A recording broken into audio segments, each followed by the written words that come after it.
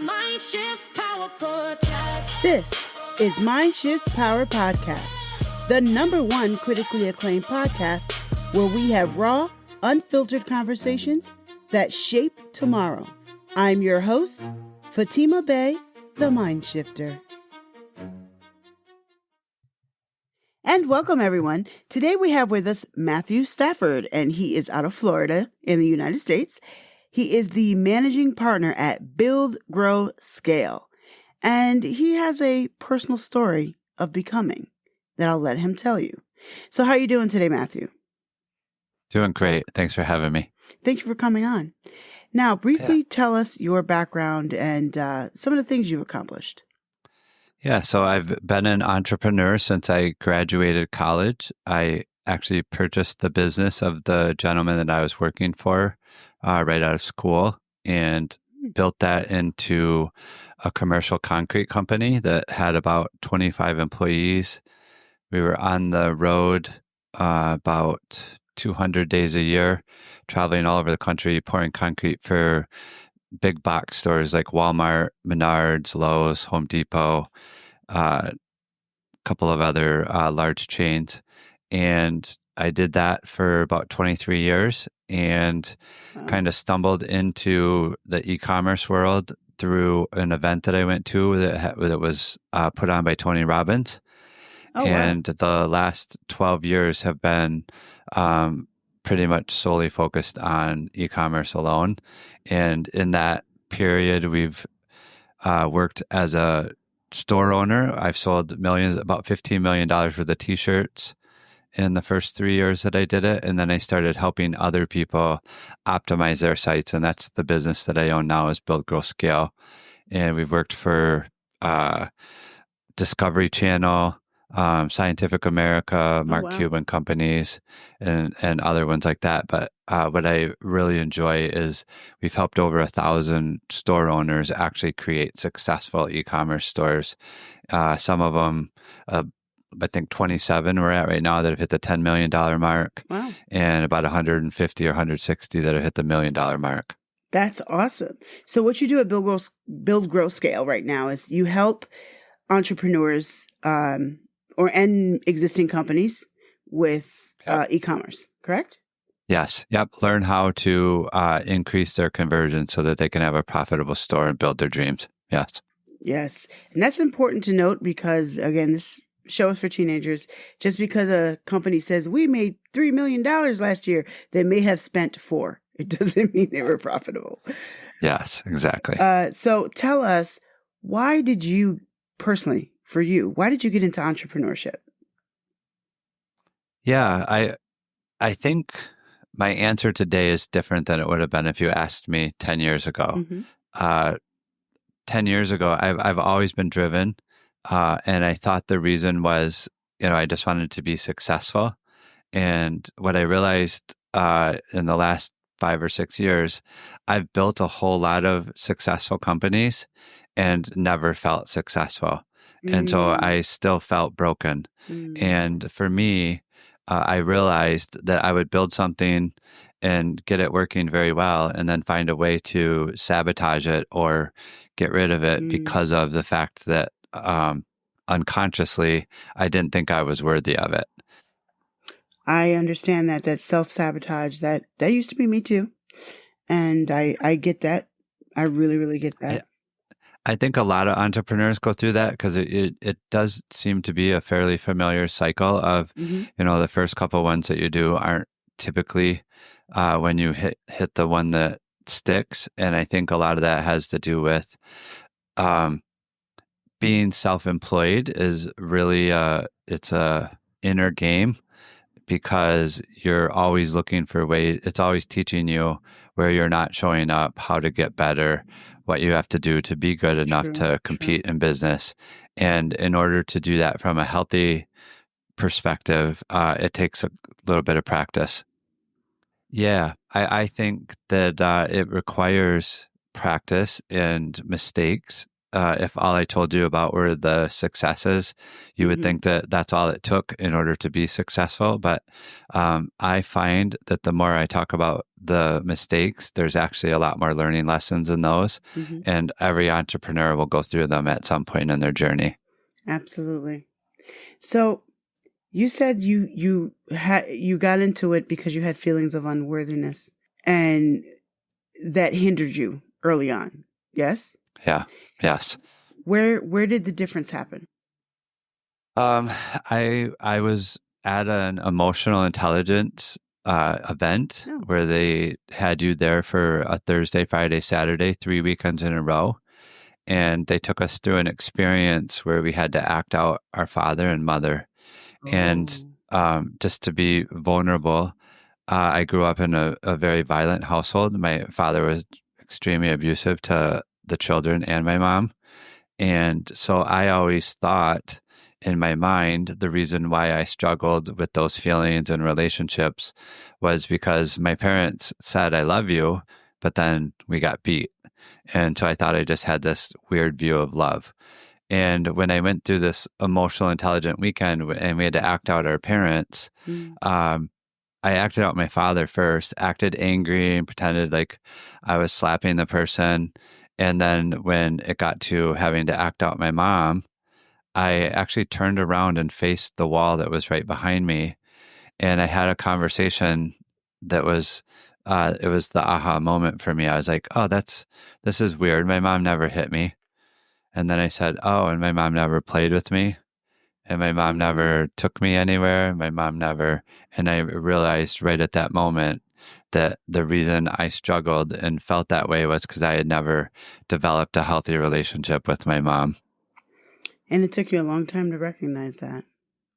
Yeah, I was in my late 40s. So it was literally, and it's helped me determine what my legacy or what my purpose is to help other children Mm-hmm. not have to wait until they're in their 40s or 3, 4 Yeah. decades into their journey to figure out that the stories that we tell in our heads a lot of times can be very unhealthy Mm-hmm. and they're just not true. It's a matter of addressing them and just unlearning what we used as a coping mechanism to be safe when we were young. Coping mechanisms. Those can be good or bad, depending on what you're talking about. Yeah. And at what stage of life you're in. Yeah. I definitely wouldn't Yeah. say that they're all healthy. No. But sometimes they stick with you until you're old, or you work with them for a season until you realize they're unhealthy and do something else. Everybody's story is a little bit different. But I'm going to ask you this, because this is a part of the conversation as well. We're going to come back around to what we were just talking about a little bit. But first, tell us, what is e-commerce? Yeah. E-commerce is essentially a website that has a shopping cart and items that you can buy. So it's a way for you to sell either information or physical products online and then make a living from it. So an online store, kind of. Yeah. Anything you're Yeah. selling online, you have a website for it. So why should someone young become an entrepreneur in e-commerce today? Well, I honestly feel like I have the opportunity to choose to do whatever I want. And I choose e-commerce every day. I get up excited. It is constantly changing and evolving. And I feel like it's the very best time in the world to be in business because you can literally open a store and serve a worldwide market overnight. And with the right training and the right work ethic, I've witnessed people have meteoric success. In fact, I work every week with so far to date my most successful client, and he's 31 years old now, and his company will do about 70 million this year. And 4 years ago, he was sleeping on a mattress in Montreal. I love stories like that. Now, I'm going to go back around to, like I said, weave this into what we're talking about with e-commerce. So if you become an e-commerce person, you have your own online store, which really anybody can do these days, and anybody really can be successful with it. What are the emotional reasons that might cause someone to not succeed with it? Well, one could be a false expectation of looking on social media and seeing the highlight reel of people that are claiming Mm-hmm. that they work 4 hours a week and have a laptop and can go all over the world. Uh, I've had a lot of people get into it thinking that, Mm-hmm. and they're sadly disappointed that just being in business for yourself requires that you show up and most of the time work much harder than your employees ever will even imagine doing. And Absolutely. so I never try to paint the pretty picture because Mm-hmm. I don't think that that sets the proper expectation. You can certainly do very well, but you're not going to do that uh, competing with the people who are working very hard and becoming hyper successful that way. Right. Can you think of some emotional reasons why someone would be successful in e-commerce? Yeah, they believe in themselves and that they have the attitude that they're going to make mistakes. They're going to fall down and they get back up and Mm-hmm. do it again and again until they get better. I always tell everybody when you first start, you're going to suck. And then Mm-hmm. you'll probably think it's not working. Most people give up just before it actually becomes successful because they haven't put enough grunt work into it to actually get good enough that people want to give them money for what they're doing. Right. You have to just kind of fall down a couple of times and get back up to realize which way to walk. Yeah, I can tell you that I have not ever, in the 1,000 store owners that we've worked with, I've never had one tell me that they never had an issue or that they never thought that they were, uh, a week from failing or all of these different things that have happened during their journey until they got to the point where their business was sustainable and it was, able to provide for them to build their own dream. Yes. So I already asked you why someone should start an e-commerce business and completely agree with you. The freedom of running your own business is great. The drawback is you don't have consistent income. But can that change? Can they create an e-commerce business that does eventually give them consistent income? 100%. Yeah, I 100% believe that. And I mean, the reason why you're in business is to make money. Profit's not a dirty word. And if you can't make money at being in business, then I also say that it's cool to be an entrepreneur too. Yeah. Not everybody's Yeah. got the makeup to be an entrepreneur, but you can work inside of someone else's system where you'll thrive. I have a Mm-hmm. bunch of people that were store owners, didn't enjoy the 30 things that they had to do.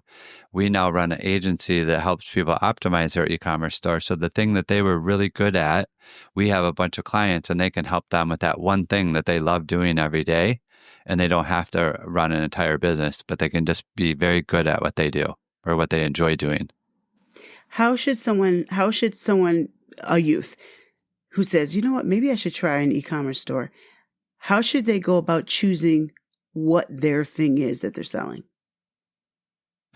I don't think that you have to love what you sell.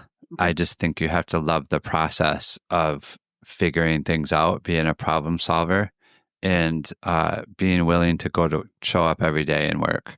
That's really what I think it's going to take to be successful. I think loving what you sell is helpful, but I totally agree with what you're saying about loving the process because you can love what you sell but hate the process, and that'll ruin everything for you too.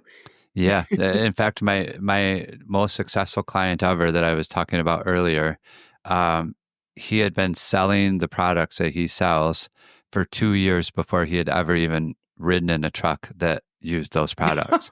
So he had already, I think at that point, he was close to $14 million in sales and had never even experienced what he sold. So if someone wants to get into, let's say I am 17 and I want to get into e-commerce and I like baseball caps. I got a whole wall full of caps. I love caps. I want to sell baseball caps, but I want to do mine a little bit different. Whatever that difference is. How do I start? Yeah.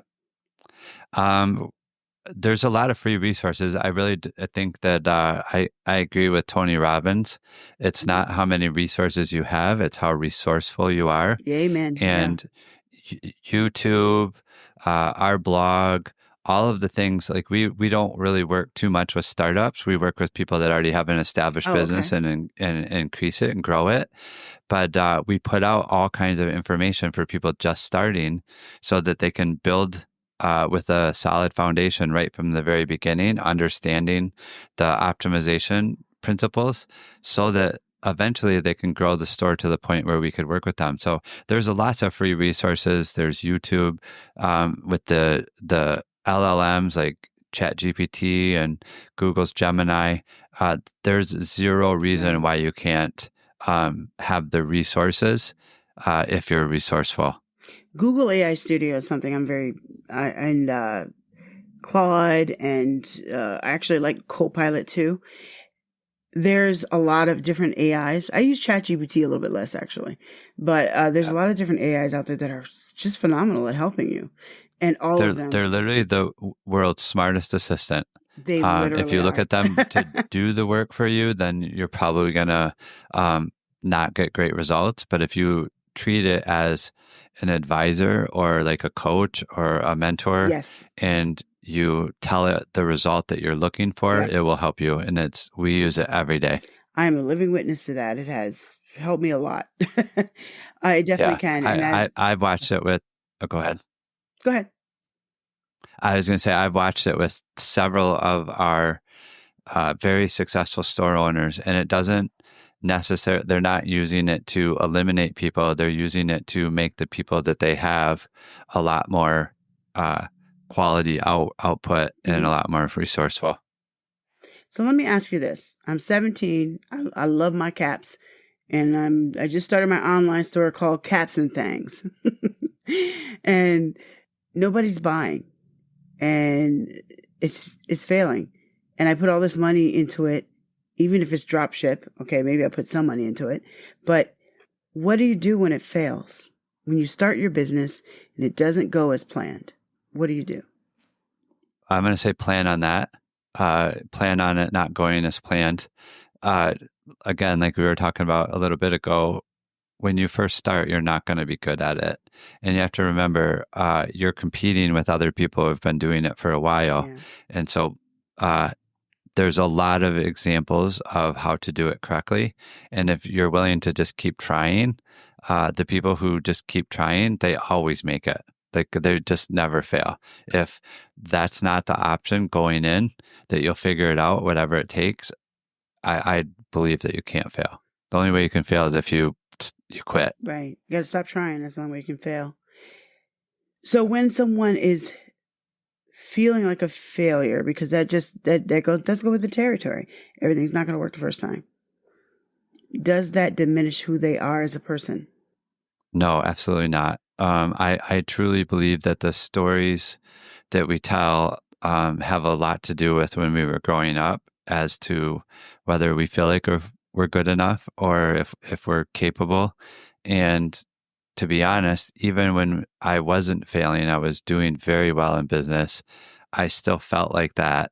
And that has always hindered the success of the business that I was running until I addressed those issues first. So if you are trying and trying and trying, it's not working, there's typically somebody who could give you some advice or who could Exactly. walk you Yeah. through some things that would help you with that. And so, what it really requires is for you to be willing to be vulnerable and expose yourself and say, hey, this is what I'm thinking.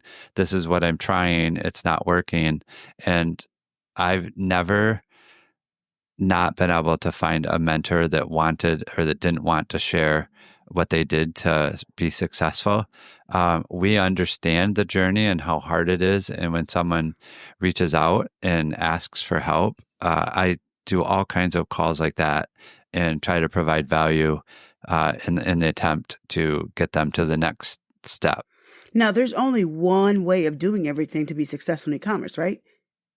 No. Yeah. I mean, really, when you think about it, every single thing that you look at, that you touch, that you interact with, it was sold by someone. It was built by someone. So it's endless. It always amazes me to see how people make their money and what they sell and what they do and how they, their story behind it. A lot of times your story of the failures is going to propel you to to the success of the business Right. because people can relate to the failure more than they can relate to the success. Oh, that's a really good way to word it. I completely agree. So here's to me the juiciest part of the conversation. Share with the audience what you were telling me about your future plans. Yeah. So just because of the childhood that I grew up with and the difficulty that it caused me in the first 4 decades of my life, I really have a deep sense of gratitude for being able to figure out those internal stories. And my goal is to build a center where I can help children like big brothers, big sisters, maybe underserved people or ones that don't have the resources to get the help to learn sooner how to correct those stories and have a healthy self-esteem early on in life so that they can do better for the world. And I think that there'll be a huge ripple effect from that. So how do you plan on doing that? That's a very good question. I'm still in the process of Okay. figuring that out myself. But I do know that it will be a place where they can come and learn how to develop a healthy story about themselves. I coach other entrepreneurs, and so I've helped take them from the mindset where they're failing to the mindset where they're thriving. And I think that our youth can learn or unlearn uh, Mm-hmm. much faster than we do as adults Yeah. because I had 40 years of confirmation bias Mm. of believing those stories. And so for me, it's taken 5 years of really deep work to unwind it, where the children that I've worked with can do it so much Yeah, faster that's true. because they have a year or two of confirmation bias and their brains are much easier to adopt a new belief. I want to add to it, and I'm talking to the youth listening right now. It's great that you want to be an entrepreneur. It's great that you want to be independent. I strongly suggest that you do not try to do it all alone. And I say that because that used to be one of my big hangups, and I would be so much further along in life had I really truly embraced that earlier on. Yeah, There's a lot of same. reasons why I ended up that way, but Yeah, same for me. My pattern because of the trauma that I dealt with when I was younger was I'm the only safe place for me. exactly. So when things started working really good, I would literally push people away because it didn't feel safe when they got close, and that's hurt my success in a lot of different ways in relationships. I think our relationship with ourselves Mm-hmm. is a mirror how our relationship is with money, is with other people, is with our physical health. And so as you get healthier mentally, your relationships and all those other areas work better and you'll be successful a lot faster, whatever success means to you. I don't think success just means you make a bunch of money Right. because No, it I doesn't. have a lot of friends who make a lot of money and they're very unhappy and I Mm-hmm. wouldn't want their success. Right. That's not really success.